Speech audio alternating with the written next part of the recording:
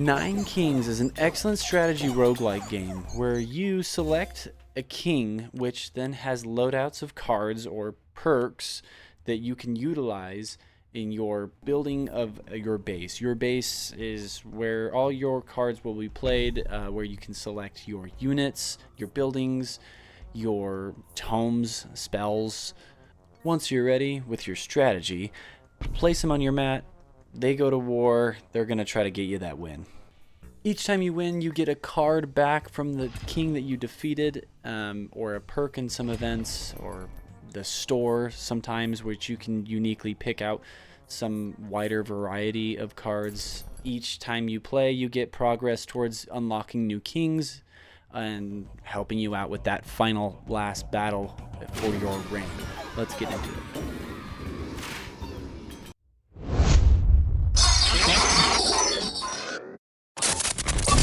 Nine Kings is a strategy-based roguelike.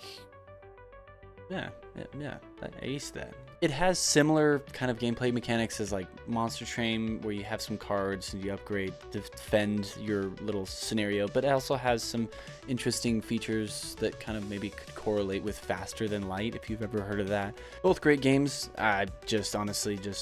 This is the closest connection that I can think of, and it's defending your place with a different run every time with different abilities and whatnot.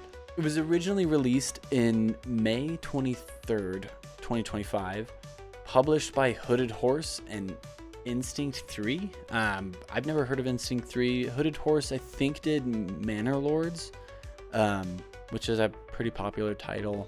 Developed by Sad Socket on the Unity system, so if you want that level of detail, there's your niche there. You can only grab it and play it on Steam, Mac OS, if you go down that route, or if you have a Steam Deck, it is possible to play it on that. I'm not gonna recommend it just because any PC should be able to run this game. It's really low, you don't need any crazy stuff to go about it. There is an endless mode that maybe you need to be a little cautious of, because the longer you play, the more CPU loads or RAM, if you care about that stuff, it's gonna get hard on your computer by the amount of calculations it's gonna do. I mean, I'll show you here in a minute. There's some crazy things that you can do if you strategize it well enough. So runs you about $20, but I'm sure there's Steam sales. We gotta love Gabe for that. Love you, Gabe. It is only single player, but I do think that there is a huge window of opportunity for it to be a little multiplayer. Now, I mean, you think you lose a little bit of the roguelike sense, but it would be more of like a battle royale. I can totally see it happen. Sad Socket, please, think about that scenario. Maybe not in this same game, but the concept is there. Maybe a little clone of a multiplayer version. Totally see it happening. I think that they plan on doing a couple different modes. I think I saw like a challenge run, or a leaderboards mode if you want to just kind of track scores if you're one of those people, but I think that those are the only two. But without further ado, let's jump into some gameplay. Let's talk about it and get you rolling on the game. If you do have a copy of it or you just bought it, let's walk through the steps to complete your first run and start your journey with Nine Kings. All right, let's start a new run. Let's hold up here. Let's talk about the Nine Kings. Each king has its own abilities, and let's talk about those. King of Nothing is going to be your starter, so which is a good one if you forgot how to play the game or you're jumping back into it. King of Nothing is just a well-balanced, it's just, I don't know, he's got a little bit of comfort. Just comfort. King of Spells is going to be about your tomes. Tomes are going to be your spells that you're applying to your troops and whatnot, so a lot of buffing, debuffing. King of Greed is one of my favorites. You are as good as the money you have.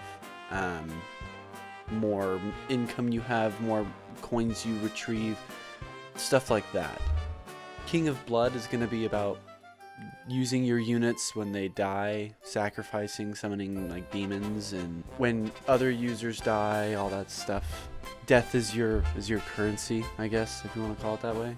King of Nature is a lot about like population and HP regeneration, so just kind of overwhelming growth, the larger a mass of units. And King of Stone is going to be your tower defense, essentially. They focus a lot on buildings rather than units. King of Progress, I would say, is a little harder king, just because it's purely just on level ups and hoping you get the right cards for your run. King of Nomads is a recent update, but from what I hear, they're just about like movement of your units, placing them on different tiles and whatnot. Now, there's probably more to come, and there's technically another king, the Rainbow Army, but I don't think you can play as those. I haven't found a way to do that, but I don't know. They talk about future kings and possible more than 9, just from like internet searches. Once you're done selecting your king, you're going to have 3 difficulty options. You're going to have the Peasant, which is easy, Squire, which is medium, and Knight, which is hard. As you level up with your king, you can apply different perks to them for your runs, and then, you know, some, like, depending on the layout you have, it'll kind of boost you in certain aspects. They have different leveling features, but it also changes up the game a little bit. I think I'm going to go for the King of Blood. There's always 2 random other kings, but there's always going to be one that is your same king, so you fight yourself to own your own type of cards. Every battle is going to be from that king's set that you pull from. So you start with your Citadel in a 3x3 tile set, and then you place your Citadel wherever you want. Citadels will kind of, that's like your main base. If they're going to go for that guy, you want to protect that guy with as much as possible. After you've placed your Citadel, you'll have to now play a card. These cards kind of range from different types. So we have units, we have towers, you have enchantments, you have tomes, you have just buildings. All of these kind of have different symbols to kind of help you kind of figure out which one is which. I would say units are probably the safest start to this. You want someone to fight for you. You do have a ability that each king can play. For example, King of Blood can summon imps throughout the battle as you click.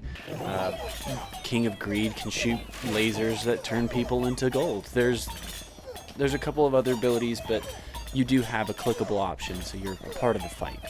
After each battle, you get a small amount of coins. Select from one of the 3 options. If you don't like the options, you can try to re-roll, but that costs your money, so if you're kind of greedy in that way, maybe not. Towers themselves are going to act, honestly, like a tower defense. They're going to help you from afar. Tombs are going to affect the actual land plot, level ups and whatnot. Enchantments are going to affect the units. And buildings are going to kind of affect both. They could do both things. And you can kind of see what they're going to do by a highlight of blue. Connected buildings and adjacents. After that, that's pretty much the basics. You got it. You got your health in the left-hand side, their health in the right-hand side. Sometimes if you're kind of just dragging your feet or the battle's taking a little bit longer, which happens, you can use the little fast forward and pause icons if you need to get a pause and what's all happening. Auto just pretty much auto clicks for you. So truly you don't really have to do anything in this game besides just have a strategy layout. Maybe that's all you want. The timeline at the top will kind of tell you what's coming up, and we should probably talk about this, but events, and what events can happen. So the first event that you'll probably hit is a Royal Decree. These are kind of just perks that you can select for the rest of your run, and you can kind of see them on the left and throughout your run. Blessings are going to be more about like a plot of land that in a couple of years will kind of apply this effect to, and you can kind of see that with this blue layout that kind of hovers. Diplomats are going to be waging wars against new kings, or there's alternatively another version towards the end of the game where it has you select your peace treaty with another king. Honestly, you would probably utilize this if you're probably wanting certain cards or don't need certain cards of your playthroughs. Merchants are going to offer you different types of cards depending on that type of merchant. For example, this is a sage merchant, so all these are tombs and enchantments that you can select from. I think there's an architect one and a troop one. If you need to re-roll, you can do so too, throwing the whole shop effect, but once again, it's going to cost you money. The tower is going to expand your playmat. This is going to be beneficial if you want to use certain building effects or need to you need one more space. You can always hover over one of your tiles to kind of see what it does, what attachments you have applied to it, what level it's at, one of the 3 levels. So you can only continue to the next year with 2 cards. Keep that in mind. So if you have more like this, then you will have to either play them, or there's a little discard, little well that gives you some coins. Can't hold all the cards. After that, it's pretty much it. You rinse and repeat. Some events added sprinkled on top, except for every king has the end of its reign. In the final test to that is you will have to face a champion of the other kings. Now, in this moment, when this does happen, you have to play all your cards. You can't hold anything. It's the last. It's the end of it. Once you've played all your cards, you got this big old tubby guy that's going to come out. He's got his own health bar. Every king has their own kind of like health bar, like champion. They kind of do different things. Hopefully you win against him and you're done. You win. You did your first run as king. You could keep playing. Like I said, it might get a little weird and glitchy just because it is early access. But you unlock your perks and whatnot, and just rinse and repeat. You do it over and over again.